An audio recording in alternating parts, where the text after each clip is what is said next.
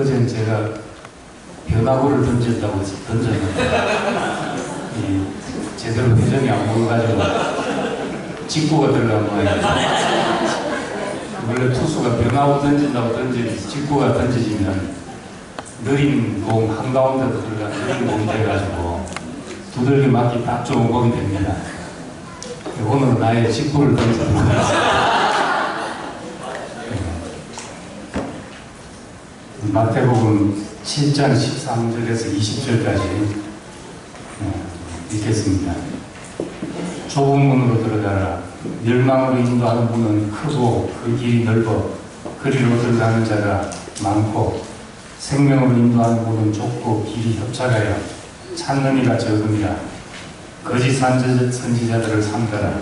양의 옷을 입고 내 위에 나오나 속에는 노략질하는 일이라. 그들의 열매로 그들을 알지니 가시나무에서 포도를 또는 은근키에서 무화과를 따겠느냐. 이와 같이 좋은 나무마다 아름다운 열매를 맺고 못된 나무가 나쁜 열매를 맺나니 좋은 나무가 나쁜 열매를 맺을 수 없고 못된 나무가 아름다운 열매를 맺을 수 없느니라. 아름다운 열매를 맺지 아니하는 나무마다 지켜 불에 던져지느니라. 이름으로 그들의 열매로 그들을 알리라. 아멘. 오늘은 생명으로 인도하는 문입니다. 생명이란 무엇인가? 그 생명이 뭡니까? 예. 하나님? 살아있는 것. 생명 살아있는 것. 그건 다 알지요. 조금 고급지게 하고 우리가 생명이 뭡니까? 예? 하나님? 하나님에 대하여 살아있는 것. 하나님에 대하여 살아있는 것. 하나님의 성품. 예?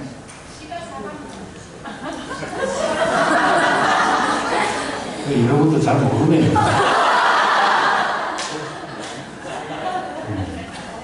그리고 이제 우리 교회에서 생명과 구분해서 생명 거의 반대말처럼 쓰는 게 지식인데 그 반대로 이제 지식은 뭡니까? 뭘 지식이라고 이야기를 합니까? 예? 우리 준영이 제가 뭐 다 지식이야 이러던데 뭘 지식이라고 부릅니까? 지식이요? 예. 지식 아니면 무엇일까?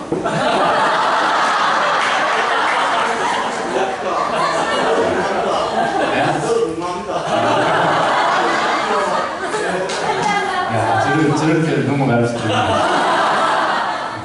뭐라고요? 자기 자신의 판단과 옳음이 지식. 그럼 지식이, 넌 지식이야 하고 판단하는 건 뭡니까? 네. 사람이 만든 것. 사람이 만든 게 다 지식이면은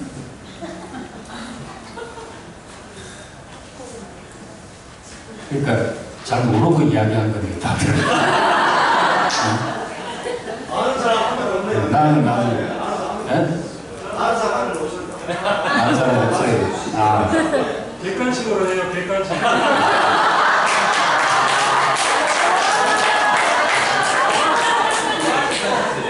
우리나라 교육이 객관식이 되는 바람에 이게 교육의 문제점이 주관식 교육을 해야지.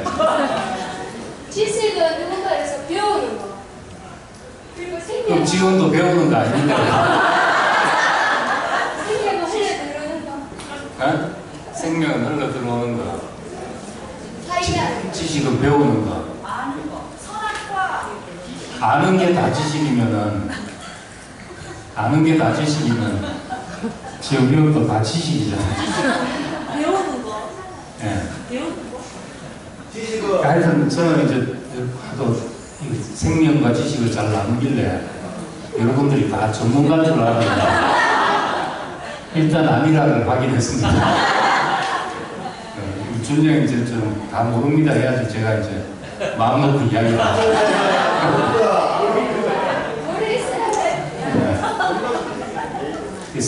선악과라는 것이 이제 선악의 지식의 나무, 선악을 알게 하는 나무의 열매, 우리는 이렇게 번역했는데, 그걸 이제 나리지라는 말을 명사로 번역하면은 선악의 지식의 나무의 열매.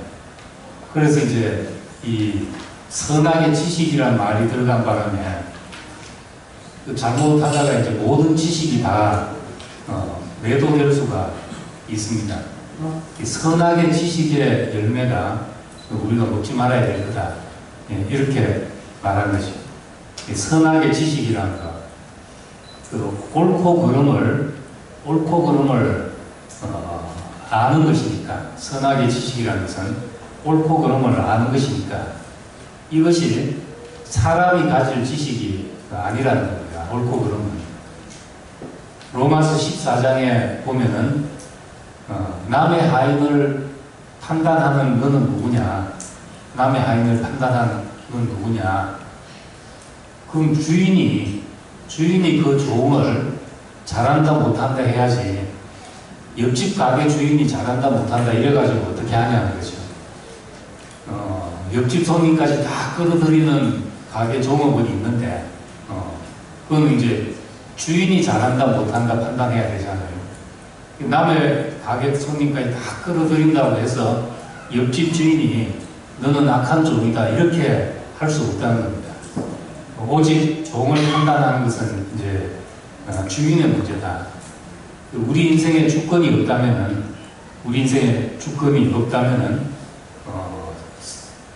좋은 것이냐 나쁜 것이냐 이것은 우리가 판단하는 문제가 아니고 오직 우리 인생의 주인이신 분이 판단하는 문제다.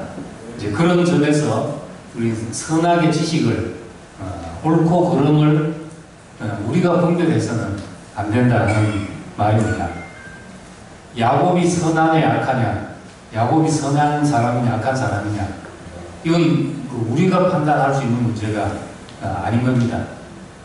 하나님 보실 때는 그를 다루면은 그에게서 참 하나님의 집이 될 수 있는 무엇을 하나님이 보신 것이죠. 우리가 볼 때 그걸 보는 게 아니고 이 사람이 성격이 좋으냐 뭐 그런 것밖에 못 보기 때문에 우리 판단은 아무 의미가 없어지는 겁니다. 그래서 선악의 지식 이것을 우리가 갖지 말아야 된다는 것이고, 또 지식이 있으면 그것이 내 생명인 줄 알고 생명을 대체하는 것이 되어버립니다. 금강산에 관한 책을 한번 읽고 마치 갔다 온 사람처럼 아는 체 하는 것, 이런 걸 이제 지식이라고 하는 거죠. 가보지도 않은 사람이 그냥 책 한 번 읽고 갔다 온 사람 행세하고 다니면은 이제 그런 걸 가지고 이제 지식이라고 말하는데, 창세기 11장에 보면은 바벨탑을 쌓을 때 벽돌로서 돌을 대신하고 역청으로 진흙을 대신하여 우리가 바벨탑을 쌓자 이렇게 말합니다. 벽돌과 역청, 이거는 뭔가 하면 인공물이거든요. 돌과 진흙, 이건 자연에서 난 것인데 우리의 인공물로 자연을 대신하자 이런 것입니다. 사람이 만든 것으로 하나님의 창조를 대신하는 걸 말합니다. 그럼 우리가 만든 것이 왜 나쁘냐, 이걸 보여주는 것이 이스마엘 이야기입니다. 하나님이 아브라함에게 내 씨가 있을 것이다, 내 씨로 천하 만민이 복을 얻을 것이다 말씀했는데, 그 약속이 당장 어떻게 나한테 오나 하다 보니까 내 씨가 있잖아요. 처벌들여서 아들을 낳아야 되겠다 이렇게 했다는 겁니다. 하나님의 약속을 자기 방법으로 성취하는 거죠. 자기 방법. 근데 이제 우리가 이스마엘이 없이 바로 이삭을 낳을 수 있는가? 우리는 이제 이런 아브라함이 이런 시행착오를 겪었으니까 우리는 이런 과정이 없이 바로 이삭을 낳아야지. 하지만은 그렇게 되는 것이 아니라 누구라도 한 번은 하나님의 약속을 내 방법으로 해보려고 하게 돼 있는 겁니다. 이 이스마엘을 통해서 더 순도 높은 이삭이 우리에게서 나오게 되는 거죠. 우리 속에 있는 것이 붉어져 나오고 씻겨져 나가고 이삭이 나오게 되는 겁니다. 그러니까 이제 이런 과정들 결론적으로 말하자면은 지식이 생명을 대체할 수 없고 우리는 선악의 지식을 가질 수 없지만은 그렇다고 해서 이게 무분별적으로 뭐 조금 머리만 아프면 지식이야 잃어버리고 이러면은 우리가 이제 자꾸 지적 수준이 떨어져 가게 되죠. 그러게 되면 이제 생명의 전달력이 떨어집니다. 표현력이 떨어지게 되죠. 전달하는 능력이. 우리가 순도는 높을지 모르는데 누구에게 잘 전해지지가 않는다는 거죠. 그러니까 누가 신랄하게 비판해 오고 공격해 오면은 우리가 뭘 내놔야 될지 모르죠. 그러니까 우리가 사는 데는 생명이 무엇이며 선악의 지식이 무엇이냐 여기에 대해서 대답을 전혀 못해도 우리가 생명을 가지고 사는 데는 아무 지장이 없습니다. 그렇지만은 베드로 후서에 있는 말씀처럼 우리의 소망에 관한 이유를 묻는 자들 앞에 설 때 너희 소망이 뭐냐? 너희 목표가 무엇이냐? 인생의 의미가 무엇이냐? 이렇게 묻는 사람들에게 대답할 것을 준비하되 온유함과 두려움으로 하고 대답할 것을 이제 준비하라는 거죠. 이 대답을 잘하자면은 우리가 이제 지적으로 훈련되지 않으면은 전달하는 데서 우리 생명을 전달하는 데서 우리가 이제 현저하게 떨어져서 다음 세대에 이것을 어떻게 잘 전해야 될지 하는 문제가 이제 생기게 되는 것입니다. 이제 하나님이 지으신 모든 것이 선함에 감사함으로 받으면 하나도 버릴 것이 없다. 이렇게 바울은 디모데전서에서 말씀했으니까 지식이란 것도 그 자체가 좋은 것도 아니고 나쁜 것도 아닌 거지. 가치 중립적인 그런 겁니다. 칼이 좋은 거냐 나쁜 거냐 이렇게 물을 수가 없는 것이잖아요. 요리사의 손에 들리냐 강도의 손에 들리냐 이 문제지. 칼이 좋은 거냐 나쁜 거냐 뭐 사과가 몸에 좋은 거냐 나쁜 거냐 이렇게 할 수가 없는 겁니다. 아침에 먹으면 금사가고 밤에 먹으면 동사가고 이렇게 되는 것처럼 어떻게 쓰냐의 문제지 그 자체를 무조건 배격해 버리면은 우리가 이제 이게 인간들 사이에서 소통하는 도구를 그냥 버려버리는 것과 마찬가지라는 겁니다. 그럼 이제 우리가 중요하게 생각하는 생명이 뭐냐? 우리가 생명이 뭐냐? 생명은 하나님께 속한 것이다. 이렇게 말했고, 생명은 하나님께 속한 것이니까 이 생명의 근원이신 하나님께 연결되는 것이 우리가 생명이 있다. 그렇게 말해야 되는 겁니다. 하나님과 연결되어 관계 안에 있는 것이 생명이다. 이렇게 말할 수가 있습니다. 반대로 죽음은 생명의 근원인 하나님에게서 떠나는 것이 죽음이다. 그렇게 말할 수가 있습니다. 선악과를 먹는 날에는 우리가 정령 죽으리라. 반드시 죽으리라. 이렇게 말했는데 선악과를 먹는 날에 어떻게 됐습니까? 육신의 생명이 죽은 것이 아니라 동산에서 쫓겨나게 된 것이죠. 하나님과 관계가 단절되게 됐다는 겁니다. 정령 죽으리라 한 것은 동산에서 쫓겨난 걸 말하죠. 하나님과 그 관계가 단절된 것을 말한다는 겁니다. 그럼 우리가 이제 예수 그리스도, 우리의 생명이신 그리스도께서 예수 그리스도를 우리 생명이라고 하는데, 예수가 뭔가, 우리에게 무슨 의미인가, 예수는 누구인가. 물론 지금 기독교는 바울이 해석해 놓은 그 예수, 이제 바울이 해석해 낸 예수를 우린 다 받아들이고, 이제 그걸 바울의 해석이라고 생각 안 하고, 그냥 우린 당연한 예수에 관한 진리로 그렇게 받아들이는 게 보통입니다. 근데 이제 성경을 공부한 사람들은 더 깊이 원래 예수의 그 본 모습은 뭔가, 바울이 해석해 놓은 거 말고 예수님이 살면서 우리에게 준 것이 뭔가, 그거 다 벗기고 예수 자신만 한번 발견해보자. 이렇게 해서 이제 역사적인 예수의 참모습을 연구하려는 사람들도 있습니다. 즉, 그래 봐야 모르기는 마찬가지입니다. 어차피 성경 속에서 역사적 사실 그대로의 모습은 보기 힘듭니다. 그러면 이제 우리가 복음서를 읽으면서 예수에 관한 이야기를 읽으면서 가장 핵심은 뭔가, 가장 핵심은 뭔가, 그럼 반대로 예수님을 죽인 이유가 뭔가, 이걸 뒤집어 보면 그것이 어떤 예수 생명의 핵심이라고 볼 수 있습니다.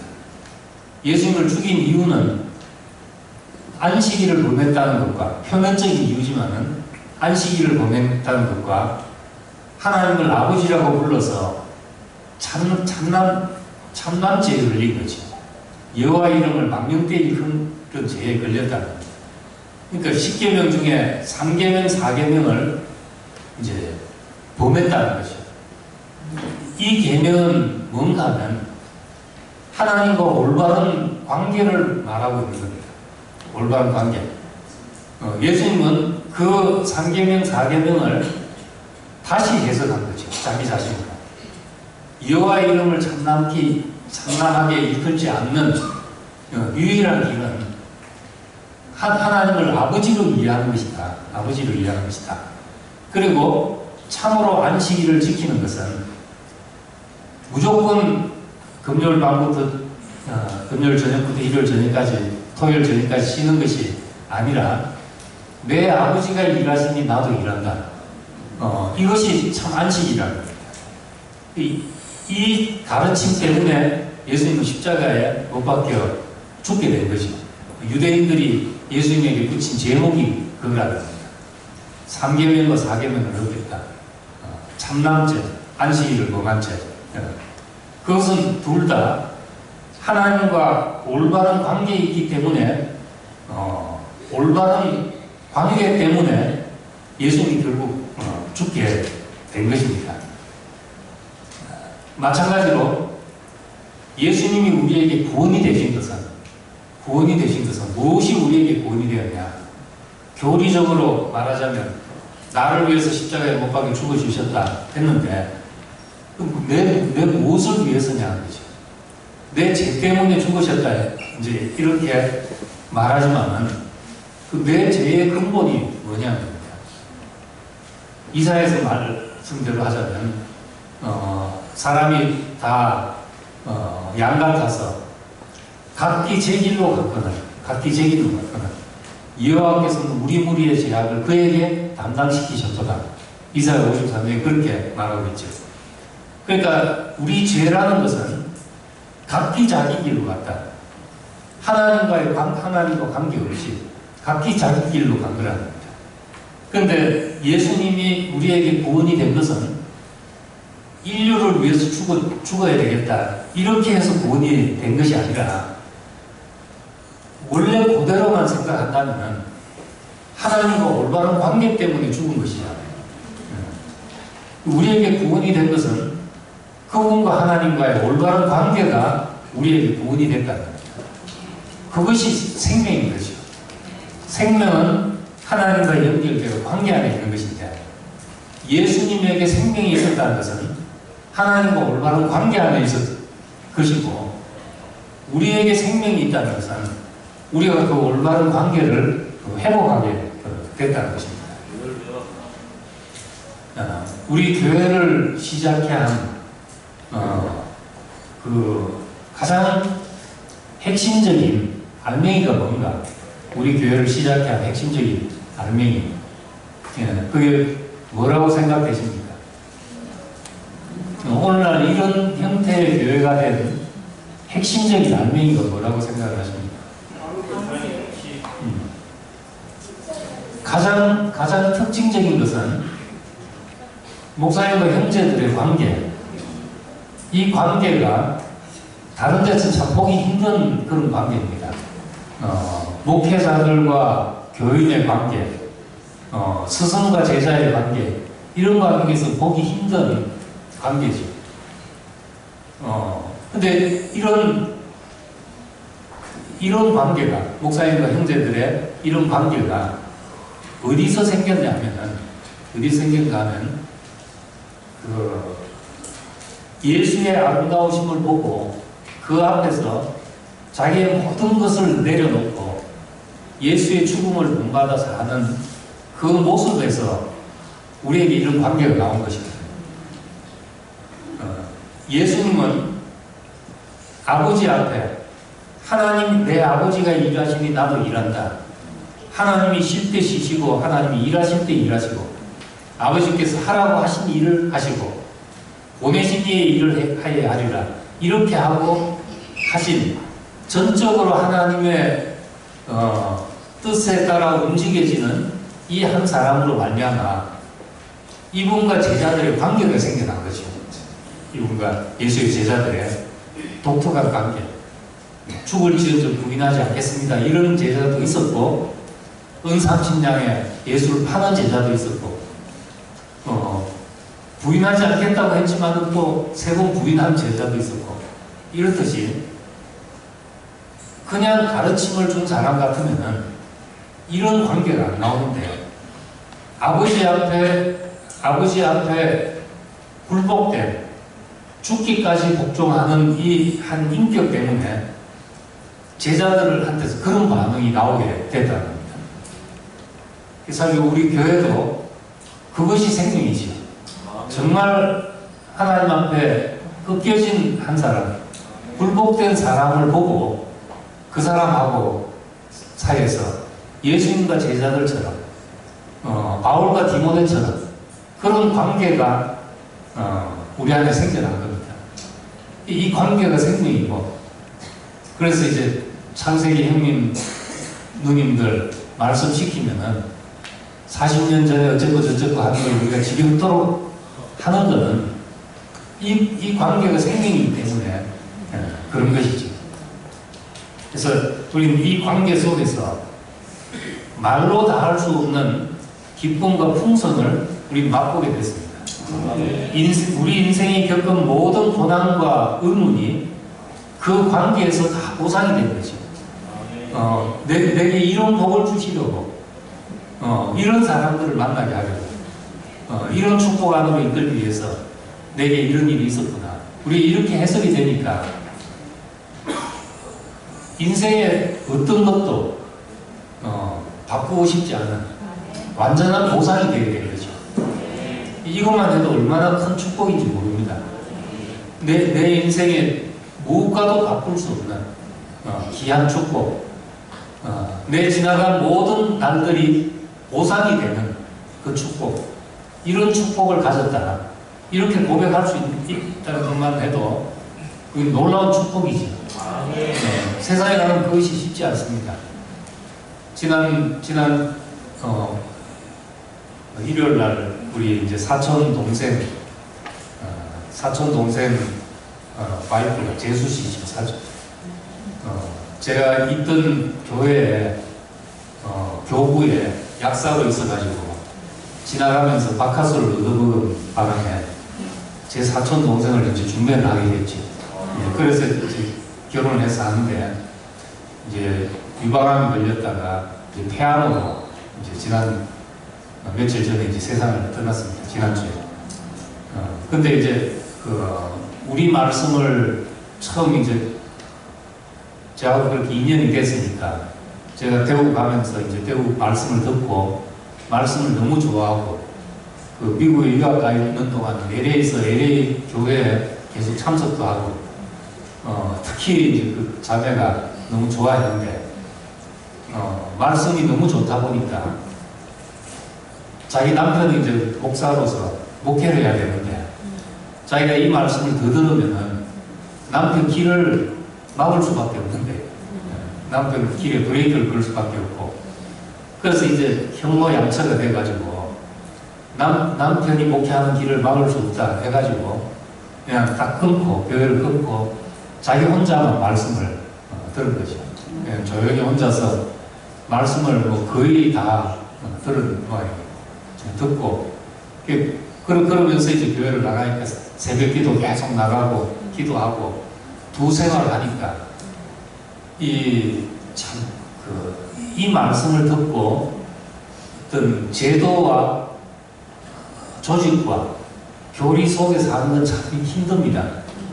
그러니까 내 생각에는 병이 안 날 수가 없었을 것 같아요. 쏘가리를 이 양식을 먹으면서 그 자리에 앉아 있다는 것이 쏘가리를 안 할 수가 없으니까 성격도 이제 속으로 쌓아놓는 성격인데다가 결국은 뭐 60도 못 넘기고 세상을 떠나게 되는데 가니까 이제 동생이 그 이야기를 하는 게 일요일 날 집에 가면은 혼자 앉아서 인터넷 틀어놓고 말씀을 듣고 있는데 그 채널까지도 우리 교회 말씀을 계속 듣고 있더래요. 그러니까 참 이제 그 얘기를 들으니까 마음이 안타까운 게 근데 작년에 이제 마지막으로 만났습니다. 이 죽음에 대해서 이 죽음을 앞에 놓고 있는 상황에 대해서 대우교회에서는 뭐라고 이야기하냐 대우교회 사람들은 어떻게 죽음을 맞이하냐 그래서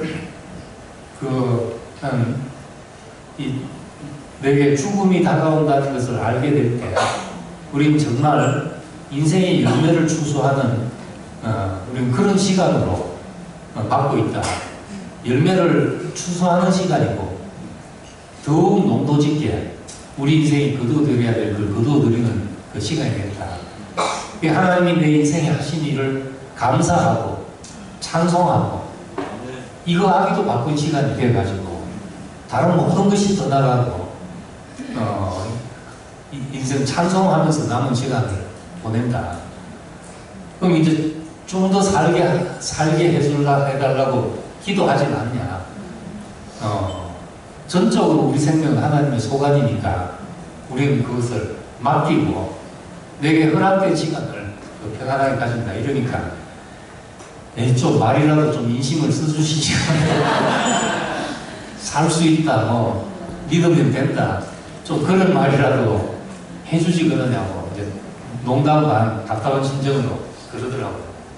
그러니까 혼자서 말씀 들어가지고 참 그 열매를 추수하기가 힘들죠. 다 아프면은 기도하면 넘치 못함이 없음이라 하고 기도하고 낫길 바라고 죽기 직전까지 누구도 당신이 인생에서 추수할 것을 추수하라고 조언해주는 사람이 없는 거죠. 기도하면 됩니다. 그래서 막판에 마지막 날까지도 이제 새벽 기도하러 갔다 그러더라고요. 새벽 기도. 예, 그렇게 보냈는데 우리 이 인생을 이렇게 온전하게 내 과거와 현재와 남은 시간을 완전히 하나님이 거둬들 하나님이 계수하시는 것을 추수하는 인생으로 이렇게 복되게 할 수가 없고 이것은 하나님과 우리가 온전하게 관계가 회복된 사람들 안에서 거둬지는 열매인 거죠. 예. 그래서 우리 이 생명을 맛보고 우리 모든 것에서 해방된 사람이 되게 된 겁니다. 어떤 것에도 매이지 않는 사람이 되게 된 것이죠. 우리는 이런 이제 축복 가운데 살고 있는 것입니다. 네, 여기 이제 14절에 보면은 생명으로 인도하는 분은 좁고 그 길이 협착하여 찾는 이가 적음이라 이랬습니다. 생명으로 인도하는 분, 생명으로 인도하는 분이 뭔가? 이런 자리로 우리를 이끄는 그 문은 좁고 협착하여 찾는 이가 적다. 이렇게 말했습니다. 찾는 이가 적다는 말은 애써서 우리가 구도자처럼 그 길을 가는 사람이 적다는 말이 아니고 입구를 발견하지 못하고 지나친다는 뜻입니다. 찾는 이가 적다 이 말은. 우리말에는 뭘 찾는다 하면은 이중적인 의미가 있습니다. 내가 오늘도 나는 스타벅스를 찾았다. 오늘도 나는 스타벅스를 찾았다. 이 말은 뭡니까? 스타벅스를 발견했던 말이 아니고 스타벅스에 가서 커피를 마셨다는 말이잖아요. 나는 서울대학에 들어갔다. 이 말은 뭡니까? 학생이 됐다는 말이잖아요.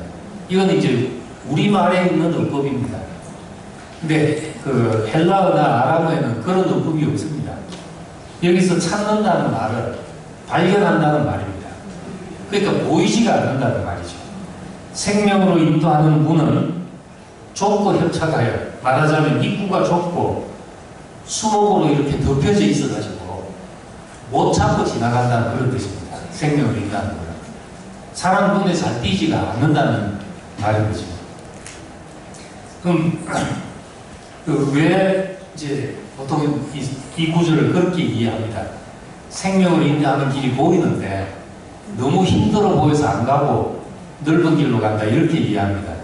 그런데 이 원래 말뜻은 그런 말이 아니고 생명으로 인도하는 문은 잘 보이지가 않는다. 찾아지지가 않는다. 잘 덮여 있어가지고 문이 안 보여서 그냥 지나치게 된다. 이런 말입니다. 찾지 못하는 이유가 첫째는 이사야 53장에 있는 말씀대로 마른 땅에서 솟아난 연한 순 같아서 고운 모양도 없고 풍채도 없어서 흠모할 만한 아름다운 것이 없는 분이기 때문에 질고를 겪고 멸시를 받아서 사람들에게 실어버린 바 됐다. 그러니까 외견상으로 봐서 마치 질그릇에 가진 보화처럼 밭에 묻힌 보화처럼 너무 볼품이 없어서 그냥 지나치게 된다. 이런 말입니다. 거기서 무슨 영광이 나오느냐. 나사렛에서 무슨 선한 것이 나겠냐. 이제 이런 말과도 같은 것이죠. 나사렛. 그래서 사람들이 이제 못 찾는다는 겁니다. 그런데 또 한 가지 우리가 이 생명으로 인도하는 분을 못 찾는 것은 이 생명 안에 사는 사람들이 만들어 놓은 문화 때문에 그럴 수가 있습니다. 문화의 문제. 우리는 이게 우리 생명이야 라고 생각하는 것 중에 사실은 많은 것이 문화일 수가 있다는 겁니다. 이건 정말 본질적인 것이라고 생각하는데 사실 문화의 벽은 굉장히 두껍습니다. 문화의 껍질이라는 게. 내가 이건 생명이다. 이건 본질적인 것이다 생각하는 것조차도 문화일 수가 있다는 겁니다. 문화일 수가. 대표적인 것이 이제 한국의 선교사들이 들어왔는데 제사 지내는 걸 봤습니다. 음식 차려놓고 돼지머리 앞에 놓고 그게 절하는 걸 보니까 선교사들 눈에는 이게 뭐냐, 우리 조상에게 제사 지내는 겁니다. 죽은 조상에게 제사 지내는 겁니다. 이렇게 하니까 선교사들은 그것을 죽은 귀신에게 절하는 우상 숭배로 생각을 한 거죠. 우상 숭배라는. 그러니까 효문화라는 걸 몰랐던 거죠. 효문화라고 생각을 안 하고 자기들의 관념대로 우상 숭배다 이것은 어디다가 절을 하고 있냐 이렇게 생각을 해가지고 이것 때문에 사실은 이제 기독교가 배척받을 이유가 그렇게 없는데 한국은 5000년 역사 속에서 종교 전쟁이 없었던 몇 안 되는 나라라고 합니다. 종교 전쟁이. 그러니까 특별히 종교를 그렇게 전쟁을 하면서까지 배척할 그런 것이 아니었는데 기독교는 들어와서 이 제사 문제 때문에 문화를 건드린 거지. 그래서 수많은 순교자들이 생겨나게 된 겁니다. 근데 뒤로 와서 지금 와서 캐톨릭도 반성문을 나중에 발표하게 됐습니다. 예, 우리가 한국 문화를 잘못 이해해가지고 우리가 이제 길을 좁게 만들었다. 예수 믿는 것을 너무나 힘들게 만들었다. 그렇게 이제 반성을 하고 지금은 캐톨릭에서는 제사 지내는 것을 그냥 허용을 합니다. 개신교는 이제 적당히 얼버무려서 이제 추도 예배라는 것을 바꾸지만은 사실은 이제 형식만 바뀌어진 것이지 그게 그것이거든요. 그러니까 우리 선교사들이 자기 문화를 그게 본질인 줄 알고 하나님을 바르게 섬기는 줄 알고 강요해서 많은 사람들이 예수에게 오는 길을 좁게 만들고 보이지 않게 만들었던 겁니다. 그러니까 이런 문제들이 참 많습니다. 인도네시아 가면은 어떤 부족은 이제 더운 지방이니까 가슴을 내놓고 다니는 건 여자가 전혀 부끄럽지 않은데 무릎을 내놓고 다니는 거는 아주 부끄럽게 생각을 한다. 그러니까 이제 무릎은 다 덮고 다녀야 되는데 가슴은 다 그냥 추렁추렁하게 내놓고 다닌다. 그럼 우리가 가서 그거는 부끄러운 겁니다. 그건 죄입니다 하고 가르쳐야 되겠냐는 거죠. 그게 그렇게 하는 것이 우리 문화를 가르치는 것이라는 겁니다. 문화를. 그러니까 그건 참 중요하고 우리 사회에서 가슴을 드러내놓고 다닌다는 것은 있을 수 없는 일인데 그 사회에 가면은 그건 단지 문화구나 이렇게 이해되는 것이 너무 많죠. 뭐 선교사들 이야기 들어보면 별 이야기 많은데 아프리카의 케냐의 마사이족에 가면은 거기 이제 한 선교사가 가서 겪은 이야기를 하는데 자기가 가서 정말 헌신적으로 뭔가 이 족속들을 위해서 자기 목숨을 바쳐야 되겠다 하고 막 해주는데 한번 이제 그 족장이 와서 마을 사람들하고 와서 자기 앞에 오면 자기 얼굴에 침을 착 뱉더래요. 그래서 이제 자기 얼굴에 침을 뱉으니까 너무 화가 나가지고 내가 당신들 위해서 지금 어떻게 하고 있는데 이럴 수가 있나 싶어가지고 자기도 막 애하고 얼굴에 침을 쫙 뱉었다. 그랬더니 이제 그 부족 사람들이 와 하고 환호하면서 박수 치면서 좋아하더래요. 알고 보니까 침을 뱉는다는 것은 그 족속에게 그 신뢰를 표시하는 너와 나는 서로 생명을 주고받으러 만든 그런 표시가 이게 이해가 됩니까? 근데 이게 사실이 그렇다니까.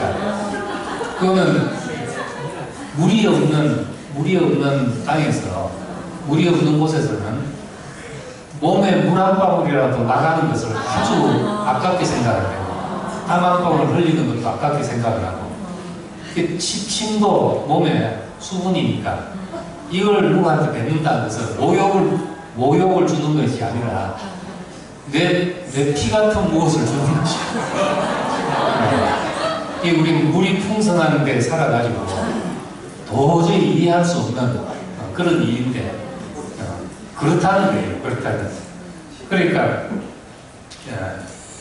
우리가 복음을 전할 때 그 생명이 전해져야지 생명과 문화를 구분하지 못하면은 우리 문화를 강요하는 것이 돼가지고 이것이 사람들이 찾지 못하게 하는 생명으로 인도하는 문이 좁고 협착해요. 무언가 다른 것으로 덮여져서 찾는 이가 적게 되는 이런 일이 되어질 수 있다는 겁니다. 사람들과 못 찾게 하는. 그래서 우리 교회도 이 문화가 우리는 잘 못 느끼죠. 근데 40년 살았으니까 우리 문화라는 게 당연히 생기지. 이건 우리는 문화가 아니고 우리의 일상인데 다른 사람들이 볼 때는 문화일 수 있다는 겁니다. 문화일 수 있는데 참으로 귀한 것이 있음에도 불구하고 표면적인 것 때문에 우리의 이 그 생명의 정말 귀한 본질 이것을 보지 못하게 된다면 우리가 다른 모든 것을 내려놓을 수 있지 않아야 내려놓을 수 있어야 되지 않겠나 하는 거니까.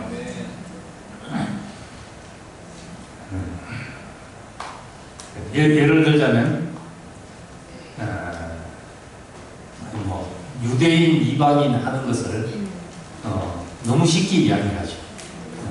저희 이제 유대인이다, 저 사람이 유대인이다, 이방이다. 알고 보니까 이제 나도 그랬더라고. 우리 중국에서 온 한 자매님이 이제 만나서 처음 왔을 때 내가 자기한테 어떻게 했는가 이야기를 하는데 와서 인사를 하면서 자기 보고 유대인이냐 이방인이냐 묻거든요.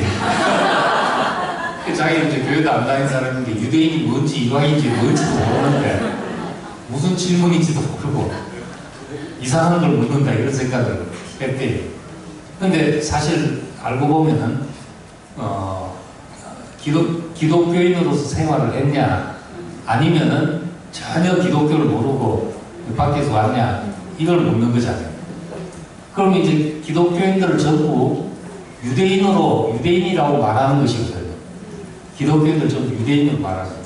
그 말은 기독교인들을 전부 다 예수를 모르는 사람이라고 말하는 것과 같다는 거죠. 우리는 그냥 그냥 아무 그까지 생각을 안 하잖아요. 안 하고 이제 다른 교회 다니다 왔으니까 이 말을 유대인이냐 이방인이냐 이렇게 묻는데 그것이 무슨 의미로 들리냐 하면 기독교인은 다 예수를 모르는 유대 종교와 같은 레벨로 취급해버리는 거죠. 이게 얼마나 폄하하는 말이냐는 거죠. 듣는 사람들한테는. 우리는 그러려고 한 게 아닌데. 이제 이런 것도 이제 생각해 봐야 된다. 또, 옛날에 종교 생활할 때 이렇게 말합니다. 보통 교회에서는 이제 기독교와 종교를 구분하는데, 다른 것은 종교고, 기독교는 그런 종교가 아니다. 이렇게 하는데, 우리는 이제, 교회 열심히 다니다 온 사람을 종교 생활하다고 같다. 이렇게 말하는 거죠. 한 사람들은 이제 신앙생활했다. 이렇게 말하는데, 우리는 종교 생활했다. 이건 이제 기독교를 다른 종교와 같은 수준인 이제 종교로 폄하하는 그런 말인 걸 알고 계셨습니까? 이제 다른 사람한테 그런 의미가 된다는 겁니다. 이런 것이 하나님이 우리를 대우교에 있다고 다 오케이 하고 캐톨릭에 있다고 다 노하냐? 그게 아니라는 거죠. 각인이 하나님 앞에서 직구하리라. 로마서에 보면은 각 사람이 그러니까 하나님은 우리를 그리스도 안에서 너는 가톨릭이다, 너는 장로교회다. 하나님 그렇게 보시지 않는다는 거죠. 그 사람이 어떤 사람이냐 이렇게 보는데 우린 관계가 멀수록 사람들을 범주화해서 보는 경향이 있습니다. 관계가 멀수록 범주화해서 저 사람은 유대인이냐, 저 사람은 이방인이냐. 또 가장 쉽게는 저건 A형이구나, 저건 O형이구나 하면서 이건 다 범주화하는 거죠. 뭐 재미로 하는 것이지만은 그런데 관계가 가까울수록 정말 가까울수록 개별화한다고 합니다. 사람은 어떤 범주화 시키지 않고 남이 범주화하더라도 정말 내가 귀하게 여기는 사람은 그 범주화의 틀을 벗기고 그 사람은 다르다. 그 사람은 이런 것이 있다. 이렇게 개별화시키거든요. 이것이 이제 사랑의 정근거죠. 사랑의 정근. 누구를 범주화해서 말한다는 것은 저 사람들은 뭐 페미니스트다. 저 사람들은 뭐 다 동성연애를 지지하는 사람들이다. 이렇게 이제 카테고리로 묶는 것은 나하고 멀다는 표시밖에 안 되는 것이죠. 그러니까 우리 이제 이런 범주화하면은 반드시 거기에 어떻게 인류를 네 종류로 분류할 수 있겠냐는 거예요. 더군다나 어떻게 인간을 두 종류로 분류해서 다 말할 수 있겠냐는 거죠.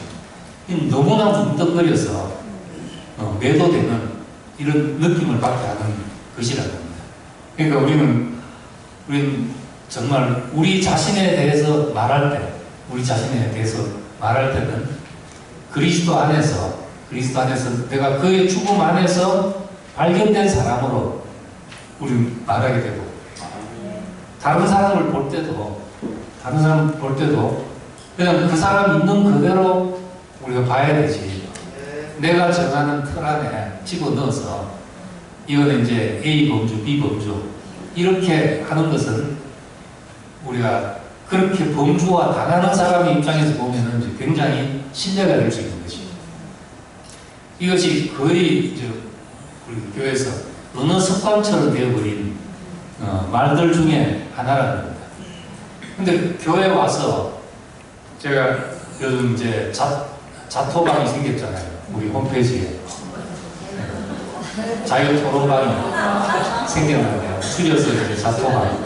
요즘 다 줄여서 말하니까. 안타까운 것은 거기서 지적하는 대부분의 문제들이 문화를 지적하고 있는 거예요. 우리가 정말 귀하게 여기는 생명의 본질을 가지고 물어오고 따져오는 사람들이 별로 없고, 다 우리에게서 나타나는 문화를 지적하고 이것이 뭐 잘됐니 못했니 이러니까 그 문화가 다른 사람이 볼 때는 그 문화가 우리 교회의 특징인 것처럼 그렇게 오해를 해버린다는 겁니다. 그건 결국 우리가 만드는 것들인 것이죠. 우리가 만든 것들.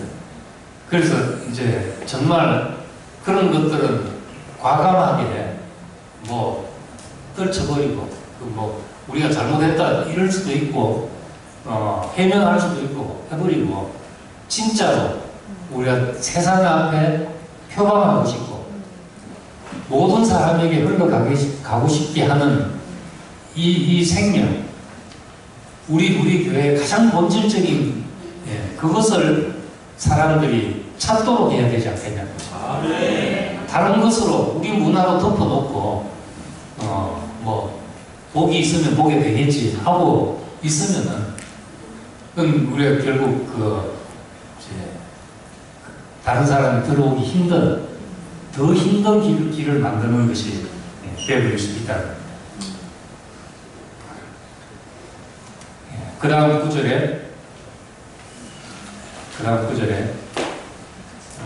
15절에 거짓 선지자들을 삼가라. 양의 옷을 입고 너희에게 나오나 속에는 노략질하는 일이니라. 이렇게 말했습니다. 거짓 선지자가 무엇을 거짓 선지자라고 하냐? 양의 옷을 입고, 이건 이제 보이려고 하는 것이죠. 보이려고 하는 것다. 그리고 속에는 노략질하는 일이다. 빼앗는 것이다.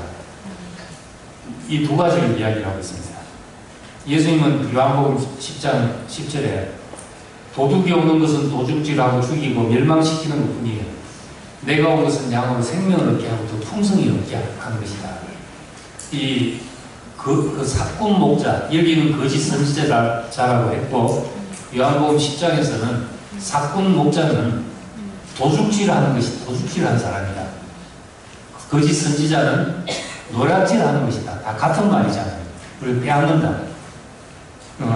내가 온 것은 생명을 얻게 하고 더 풍성히 하려는 것이다. 이렇게 말했습니다.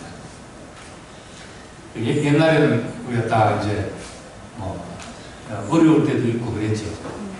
한 번은 우리 이제 한성 형님이, 그때는 이제 소나타 정도면은 아주 부자들이 타는 차인 시대에 90년대 예, 그때 한석형님이 교장 선생님이 타던 중고차를 처분해야 되는데 교장 선생님하고 그때 관계가 조금 껄끄러워가지고 관계 회복을 위해서 소나타를 사서 탔습니다. 그래서 그 같은 레벨에 있는 형제들 중에서는 꽤나 이제 고급차를 타고 다니게 된 거죠. 그러다 보니까 그 마음 여린 한석형님이 마음이 불편해가지고 목사님 찾아가서 제가 소나타를 타는 것이 너무 불편합니다. 다른 차로, 작은 차로 줄여야 할까요? 이렇게 이제 물으니까 목사님 말씀이 나는 내 마음은 할 수만 있으면 형제들을 넉넉하게 살게 그렇게 해주고 싶다. 형편이 안 돼서 그래 못할 뿐이지 할 수 있는데 뭐 일부러 그럴 필요가 있냐. 좋은 차 타면 감사한 것이지 전혀 부담을 갖지 않도록 그렇게 이야기하셨다는 말을 들었어요. 참 이 마음이 난 이 구절을 읽을 때마다 이제 그런 마음이 스쳐 지나가는데 내가 온 것은 생명을 얻게 하고 더 풍성히 얻게 하려는 것이다. 풍성하게 해주고 힘을 얻게 하고 넉넉하게 해주고 싶고 이것이 아버지의 마음 요한복음 10장에 나온 그런 목자의 마음이잖아요. 근데 이제 대부분이라고 하면 그렇지만은 목회를 하다 보면은 어떤 성공이라는 이 우상에 사로잡히는 목회자들이 많습니다. 그렇게 되면 그 성공을 위해서 동원돼야 되는 거지. 그때부터 이제 교인들한테서 뭔가 짜내야지 되는 겁니다.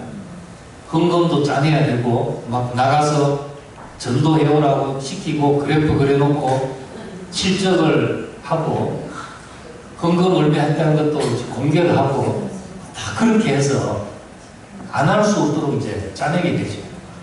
그러다가 이제 커지면은 이제 대대적으로 알리기 위해서 거창한 행사를 막 하고 합니다.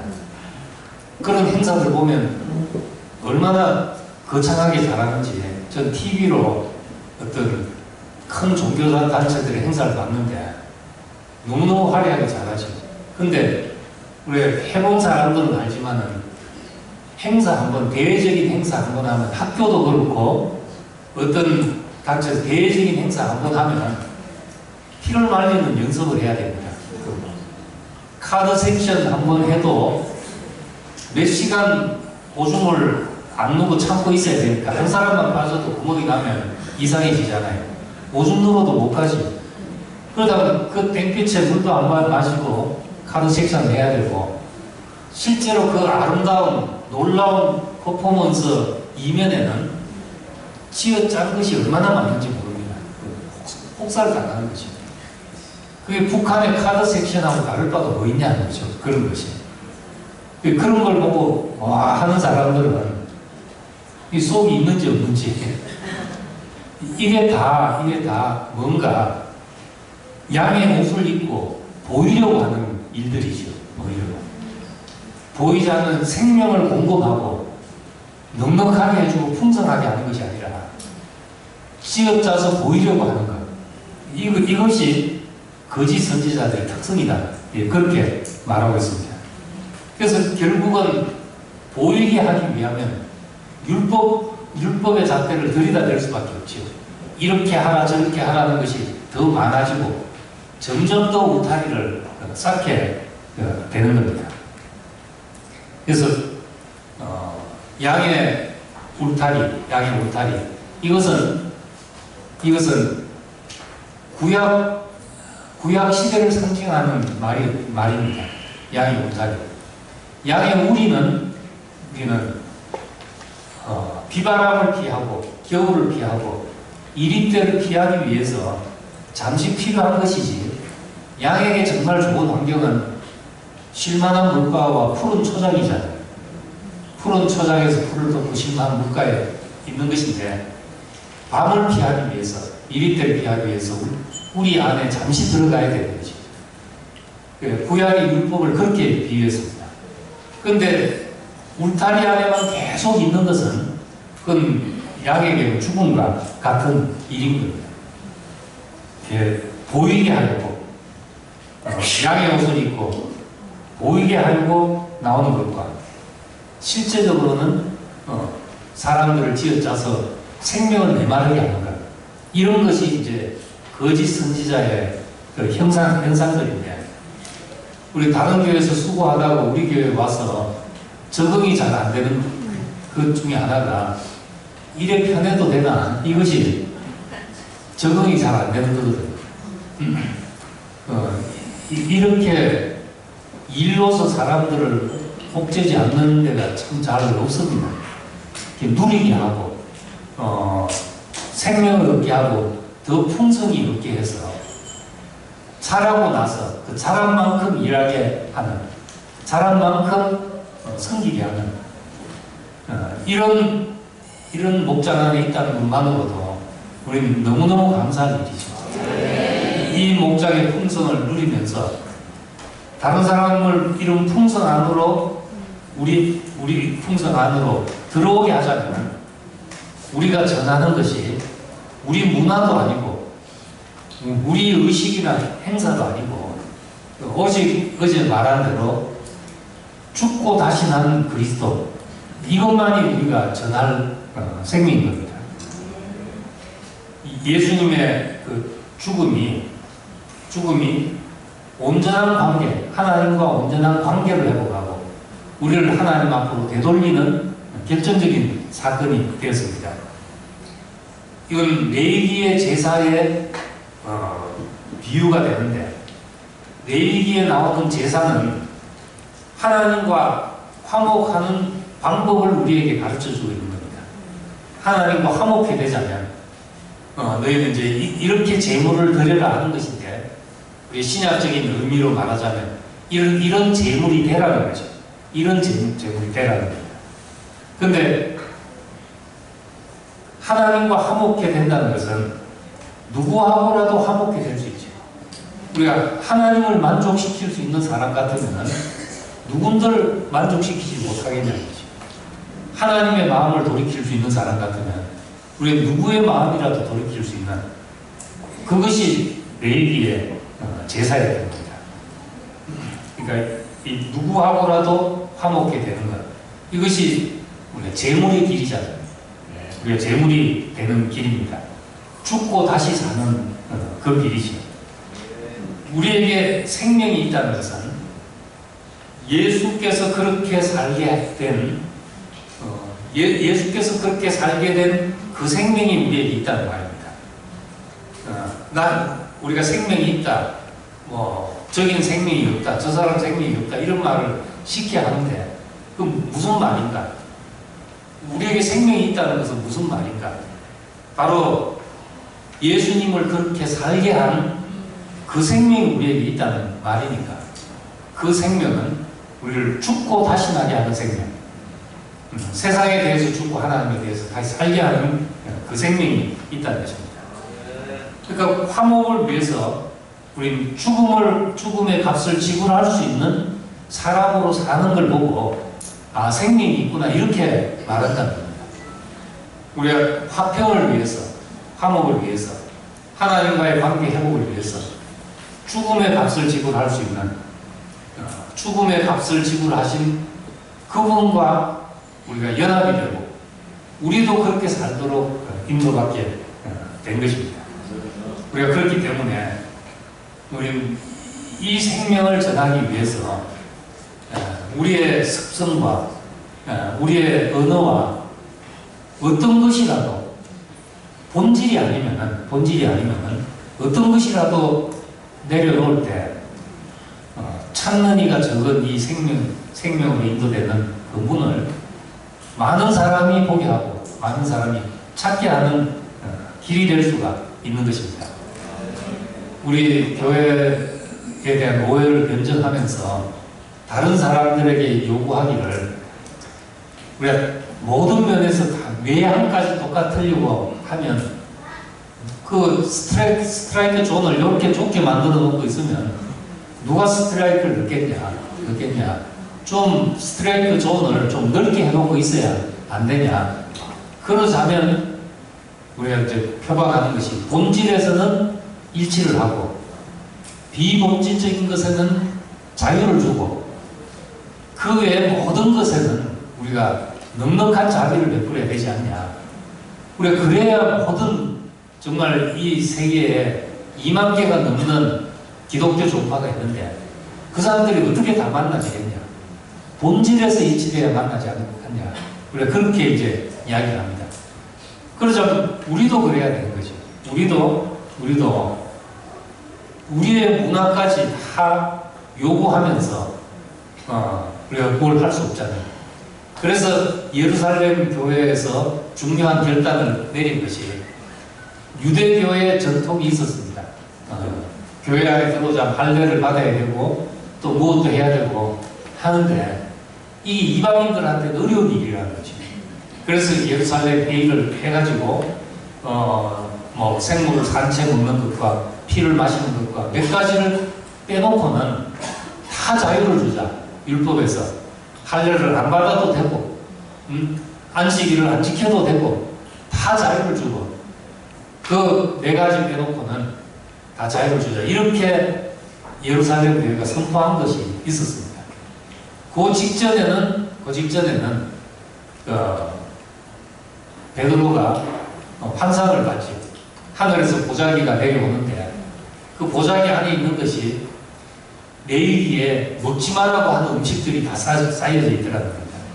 굽이 안 갈라진 것들, 또 뭐 되새김을 안 하는 것들, 비늘이 없는 짐승, 뭐 비늘이 없는 것, 이런 것들 자기들의 관념에 못 먹는 것이 싸진 거죠. 배는 고픈데 내가 이거 못 먹습니다 하니까 위에서 들린 소리가 하나님이 깨끗다 하는 것을 네가 왜 부정하다 하냐.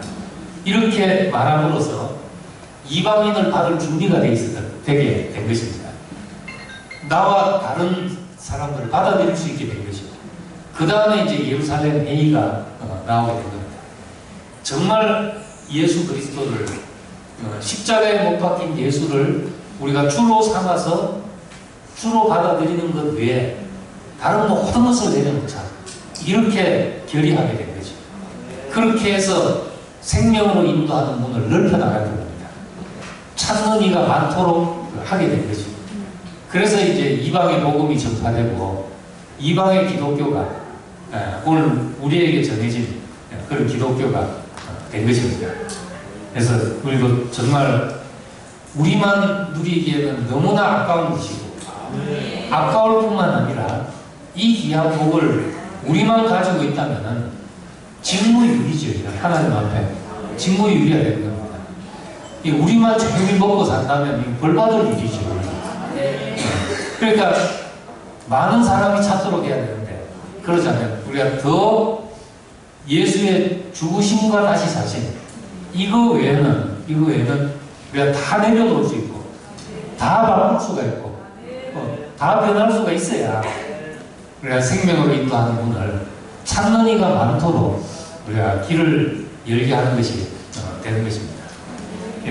우리 안에서 그런 변화가 일어나서 생명으로 인도하는 문이 찾는 이가 많아지는 그런 세계가 되기를 원합니다. 기도하겠습니다.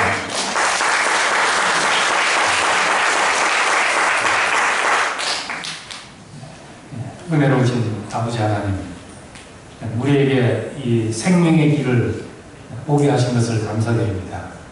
하나님과 올바른 관계에 있고 예수님과 제자들이 가졌던 그 복된 관계를 우리가 다 지금 이 시대에 형제자매들 안에서 누릴 수 있게 하신 것을 감사드립니다. 이 생명의 관계가 모든 사람에게 전해지게 하시고 이것을 가능케 한 예수의 죽으심과 부활이 우리의 삶으로 전거되어서 우리가 세상 앞에 소금이 되고 빛이 되고 생명의 문이 되는 사람들이 되기를 원합니다. 많은 사람들이 우리가 누린 축복들을 다 함께 누리기를 소원합니다. 예수님 이름으로 기도드립니다. 아멘.